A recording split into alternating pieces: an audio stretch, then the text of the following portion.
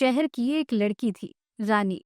उसे खाना बनाने का बहुत शौक था, पर भीड़ भाड़ वाले शहर के बीच वो हमेशा सोचती, काश कोई ऐसी जगह होती जहां मैं अपने मन का ढाबा खोल पाती, कुछ अलग, कुछ जादुई। और ये सोच हमेशा ही रानी के दिमाग में रहती है। ऐसे ही सुबह का समय, हवा में हल्की ठंडक। रानी स्कूटी पर बैग लेकर जा रही, तभी रानी स्कूटी रोकती है। सामने एक घना जंगल, पंछियों की आवाजें, चमकती धूप पेड़ों से छन कर गिरती है। वाह, क्या जगह है ये! इतनी शांति, इतनी हरियाली। यही मेरे सपनों का ढाबा होगा। कितनी शांति है! यहाँ तो ऐसा लग रहा है कि सब मुझे रोक ही रहे हो, यहाँ से कहीं जाने ही ना दे। वो चारों तरफ देखती है। पेड़ों पर बंदर उछल रहे हैं, हिरन भाग रहे हैं, हवा में फूलों की खुशबू। ये सब देखकर रानी को बहुत खुशी होने लगती है। ऐसी जगह, ऐसा माहौल तो मैंने आज तक देखा ही नहीं। मैं बिल्कुल ऐसी ही जगह तो हमेशा से चाहती थी, और अब ये जगह मुझे मिल भी गई। अब यही बनेगा मेरा जंगल का पहला ढाबा। लोगों को यहाँ खाना खाना, यहाँ के माहौल को एंजॉय करना बहुत अच्छा लगेगा। मेरे बैग में थोड़ा बहुत कहीं भी स्टे करने का सामान तो है ही, तो मैं आज यही रुकती हूँ और अब अपना काम शुरू करती हूँ। जैसे जैसे जिस सामान की जरूरत पड़ेगी मैं ले आऊंगी। रानी अब वहीं उस जंगल में रुक जाती है, पर रानी को उस जंगल के जादू के बारे में अब तक कोई भनक नहीं थी। रात का समय, रानी आग जलाकर बैठी होती है। अचानक से चमकती रोशनी और घंटियों की सी आवाज के साथ परी प्रकट होती है।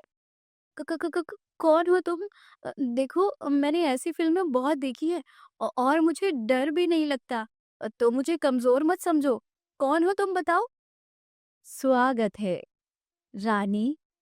मैं इस जंगल की रक्षक हरिणी परी हूँ। तुम यहाँ क्यों आई हो? अ, परी? सच में परी? ये आज के समय में भी परी होती है क्या? हाँ, बिल्कुल। और तुम घबराओ मत। मुझे बताओ कि तुम यहाँ क्यों आई हो? मैं तो बस एक ढाबा खोलना चाहती हूँ, सबको खुश करने वाला। और ये जगह इतनी प्यारी, सुंदर और शांत है। यहाँ कोई भी परेशान होकर भले ही आ जाए, पर यहाँ से जाएगा खुशी खुशी ही। तुम जिस तरह से बात कर रही हो, मुझे तुम्हारे इरादे बहुत ही नेक लगते हैं। तो फिर तुम्हारे लिए ये रही जादुई कढ़ाई। लेकिन याद रखो, इसका जादू तभी काम करेगा जब तुम जंगल की देखभाल करोगी, जंगल में सफाई रखोगी, क्योंकि मैं परी हूँ और जंगल की सुंदरता को बरकरार रखना मेरा काम है। तुम यहाँ ढाबा खोलना चाहती हो, तो अब ये तुम्हारी जिम्मेदारी है। मतलब ये कढ़ाई खुद खाना बना सकती है? नहीं रानी, ये प्रकृति के साथ मिलकर खाना बनाती है। इसमें डाली हर चीज तभी स्वादिष्ट बनेगी जब दिल में प्यार और प्रकृति का सम्मान होगा। रानी जादुई कढ़ाई को पाकर काफी हैरान तो हो जाती है, पर उसे तो अपने ढाबे से मतलब था, और इसलिए अब परी की बात मान लेती है। रानी के हाथों में आई वो चमकती कढ़ाई सुनहरे रंग की, जिसमें फूलों की खुशबू और हवा की ठंडक बस गई थी। अगली सुबह रानी बांस, पत्तों और मिट्टी से ढाबा बना रही होती है। बंदर, तोते और हिरन उसे देखकर मजाक बनाने लगते हैं। अरे अरे, ये शहर वाली लड़की क्या जाने जंगल का नियम कायदा। ये तो बस हमारे जंगल का ही सत्यानाश करना चाहती है। तब भाई, ये तो पत्तों से छत बना रही है। पहले ही दिन बारिश आई तो सब बह जाएगा। तुम सब देख लेना, ये ढाबा सिर्फ इंसानों का नहीं होगा, तुम सबका भी होगा। हाँ हाँ, क्यों नहीं। हम तो यहीं रहेंगे, ये हमारा ही घर है। पर तुम यहाँ ज्यादा दिन तक नहीं रह पाओगी। ये जंगल सुंदर तो बहुत है, पर तुम शहरी लड़की कोई चीज ज्यादा समय तक सुंदर कहाँ ही रहने दोगी। रानी ज्यादा किसी की बात पर ध्यान नहीं देती है और जादुई कढ़ाई में पहली बार सब्जी डालती है। सब्जी पकते ही चारों तरफ खुशबू फैल जाती है। ये खुशबू तो गजब की है। जरा चखने दो ना रानी बिटिया। जरूर बोला जी, पर ध्यान रखना, गरम है। हाथी एक निवाला खाता है और उसकी आंखें चमक उठती है। साथ ही जंगल के बाहर से आने जाने वाले लोगों को भी अब खुशबू रोक रही होती है। अरे वाह, ये तो जैसे खुशी दिला दे मुंह में। धीरे धीरे रानी का ढाबा जंगल में मशहूर हो गया। हिरन, बंदर, तोते, यहाँ तक कि हवा और बादल भी उसके पकवानों की खुशबू से मुस्कुराने लगे। वाकई में स्वाद तो है। अरे, अब तो हम भी थोड़ा बहुत यहाँ से खा ही लिया करेंगे। इसी तरह अब जंगल में रानी का ढाबा चलने लगता है और अपनी पकड़ बना लेता है। रानी साफ सफाई और जंगल की खूबसूरती का पूरा ख्याल रखती है। कुछ दिनों बाद आसमान काला पड़ता है, बिजली चमकती है। जंगल में एक रहस्यमय परछाई, काला जादूगर कृष्णक प्रवेश करता है। जहाँ खुशबू होती है वहाँ ईशिया भी जन्म लेती है और इस जंगल में ईशिया बनकर आया काला जादूगर कृष्णक। जंगल की ताकत। ये जादुई कढ़ाई अगर मेरे हाथ लग जाए तो मैं पूरा राज्य अपने वश में कर लूं, और इन पेड़ पौधों की शक्तियां भी अब मेरी है। जादूगर पेड़ों पर जादू डालता है, कुछ पत्ते सूखने लगते हैं, कुछ पेड़ों को वो काटने लगता है। रानी, सावधान रहो, कृष्णक जंगल की ऊर्जा चुराने आया है और जंगल पेड़ पौधे, जानवर और यहाँ की प्राकृतिक सुंदरता से है। नहीं, ये मेरा ढाबा ही नहीं, मेरा परिवार है। मैं इसे बचाऊंगी। रानी जंगल की सुरक्षा के लिए अब सजग हो जाती है। रात का समय, रानी, परी, भोला हाथी और चतुर बंदर एक साथ बैठे होते हैं। हमें मिलकर उसे रोकना होगा, लेकिन कैसे? कढ़ाई का जादू उसके लालच से नहीं, प्रकृति के प्रेम से काम करेगा। हमें जंगल को उसके असली रंग में लौटाना होगा। अब मेरे पास एक आइडिया है। मैं ऊपर से नजर रखूंगा। जैसे ही कृष्णक आएगा, हम उसे झाड़ियों में फंसा देंगे।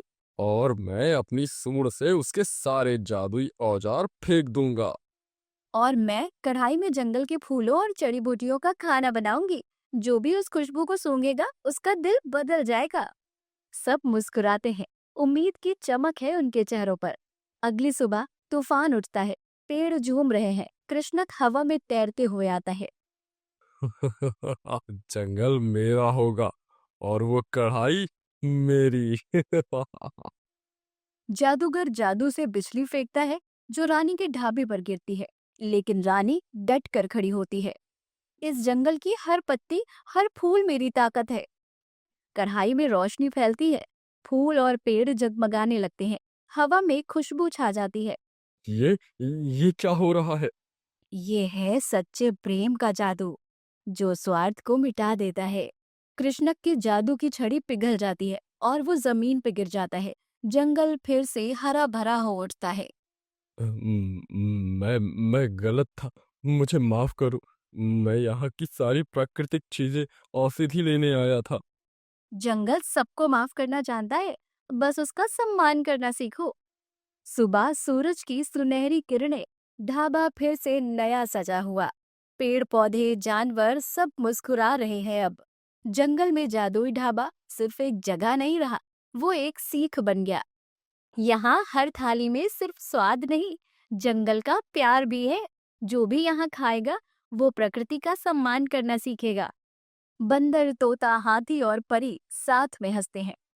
रानी बिटिया, आज का खाना क्या है? आज है हरी जड़ी का पराठा और इंद्रधनुषी लस्सी। सब हंसने लगते हैं। ढाबे के ऊपर लिखा होता है, जंगल में जादुई ढाबा, प्यार से बना, प्रकृति के संग सजा।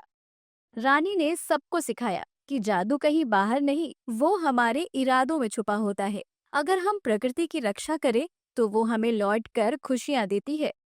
हवा में पत्तों की सरसराहट, ढाबे की खुशबू और बच्चों की हंसी की गूंज रह जाती है। गोकुलपुर कहकर एक गांव में अनुपम और उसकी बीवी देवयानी दोनों मियाँ बीवी रहा करते थे। उन दोनों को एक छोटा बेटा और बेटी थे, जिनके नाम मोनू और स्वीटी होते हैं। अनुपम गांव की नदी में नाव चलाता और यात्रियों और गांव वासियों को एक जगह से दूसरी जगह छोड़ता। अरे वाह वाह, कितना मधुर संगीत बज रहा है तुम्हारी टेप में। अनुपम बाबू, मजा ही आ गया आज तो। सुबह सुबह इतनी मधुर और सुहानी शुरुआत हुई है आज के दिन की। और तुम तो नाव को बहुत ही अच्छे से भी चला रहे हो। काफी सुरक्षित और सुकूनदायक महसूस हो रहा है। वरना कुछ कुछ नाविक तो इतनी बुरी तरह नाव चलाते हैं कि पूछो मत भाई साहब। शुक्रिया शुक्रिया। आप लोगों को मेरी नाव सवारी पसंद आई, सुनकर अच्छा लग रहा है। अनुपम की बीवी दिव्यानी घर बैठकर टिफिन सर्विस का साइड बिजनेस चलाती है। घर से ही खाना पकाती और उसे टिफिन में पैक करके अपने चंद ग्राहकों को देती और थोड़े बहुत पैसे कमा लेती, जिससे उनका घर खर्च निकल जाता। वहीं दिव्यानी के हाथ का बना खाना सभी को बहुत पसंद आता है। आहा, ओहो, क्या लाजवाब खाना पकाया है आज तुमने देवयानी। तुम तो मास्टर शेफ ही हो। जी आप भी ना। अच्छा सुनिए, ये पूरी सब्जी खाइए, तब तक मैं आप तीनों के लिए खीर बना कर लाती हूँ। हाँ माँ, मुझे 2 कटोरी खीर देना। आपके हाथ की खीर को खाने के बाद दिल ही नहीं भरता। हाँ माँ, मुझे भी। ठीक है बच्चों। दिव्यानी के हाथ का बना खाना आस पड़ोस में मशहूर था। उसके टिफिन सर्विस वाले सारे कस्टमर्स भी उसकी तारीफों के पुल बांधते रहते। दोनों पति पत्नी खुशी से पूरी मेहनत करके अपना घर चला रहे होते हैं, लेकिन वो कहते हैं ना, खुशियों को नजर लगने में देर नहीं लगती।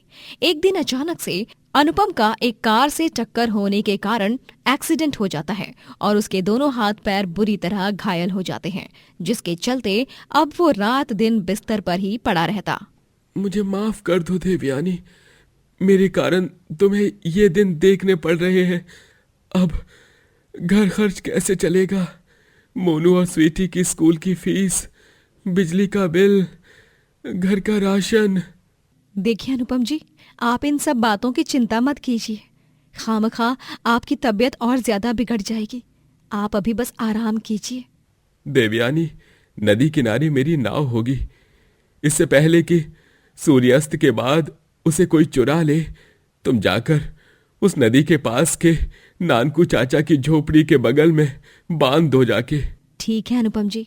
देवयानी नदी किनारे जाती है और उस नाव को ननकू चाचा की झोपड़ी के बगल में बांध देती है। वो अब अपने टिफिन सर्विस से ही घर चला रही होती है और अनुपम का ख्याल भी रख रही होती है, लेकिन उसके होम टिफिन सर्विस से मिलने वाले पैसे बहुत कम पड़ जाते हैं और वो बहुत चिंताग्रस्त हो जाती है। हे भगवान, इतने से पैसों में मैं क्या क्या करूंगी? घर का खर्चा इतना सारा है, लेकिन पैसे बहुत कम पड़ रहे हैं। तभी उसकी पड़ोसन नूतन आती है।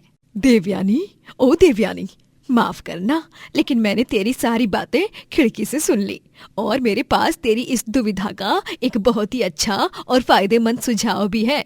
जानना चाहेगी क्या? बताओ ना नूतन बहन। क्यों ना तुम एक तैरता हुआ नाव ढाबा चलाओ। एक तैरता हुआ नाव ढाबा? मैं समझी नहीं नूतन बहन। अरे पगली, तुम्हारे पति यानी अनुपम भाई की जो नाव है ना, तुम उसे चलाना और उसमें खाना भी बेचना। यात्री और गांव वाले अक्सर नाव के लंबे सफर में खाने को कुछ न कुछ ले जाते हैं, जैसे ट्रेन में भी समोसे वाला, चाय वाला ये सब खाना बेचते हैं।